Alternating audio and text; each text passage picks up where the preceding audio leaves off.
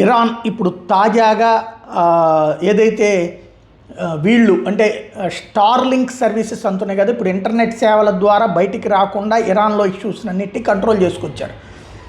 ఇరాన్లో జరుగుతున్నటువంటి కీలకమైనటువంటి పరిణామం ఏంటయ్యా అంటే, ఇరాన్లో పెద్ద ఎత్తున చంపేస్తున్నారు, సాధారణ ప్రజల ప్రాణాలు తీస్తున్నారు, అన్యాయంగా పొట్టను పెట్టుకుంటున్నారు, కళ్ళల్లో తుపాకీ గుండులు పెట్టి మరీ చంపుతున్నారు, దారుణమైనటువంటి అరాచకాలు చేస్తున్నటువంటి సందర్భంలో ఇబ్బంది పడుతున్నటువంటి సిచ్యువేషన్లో మరొక కీలకమైనటువంటి పరిణామం చోటు చేసుకుంటోంది. అదేంటయ్యా అంటే, ఇరాన్ జామర్స్ని డిప్లాయ్ చేసింది. దేనికయ్యా అంటే, అమెరికా వాడి బాంబులకి భయపడినో లేకపోతే ఇంకొక కాన్సెప్ట్ కాదు, ఇంటర్నెట్ జామర్స్. ఎందుకంటే స్టార్లింక్ సర్వీసెస్ అక్కడ అందుతున్నాయి. స్టార్లింక్ ఏదైతే ఎలన్ మాస్క్ వాళ్ళకి సంబంధించినటువంటి సేవల్ని అక్కడ అందించడం వల్ల 1% జంజీ యూత్కి ఆ సేవలు ఉన్నాయి.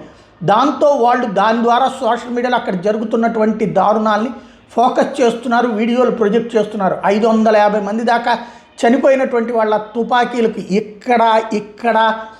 ఇక్కడ ఇట్లాగా గుళ్ళు దిగున్నటువంటి విజువల్స్ను కూడా వాళ్ళు ప్రొజెక్ట్ చేసుకొచ్చారు.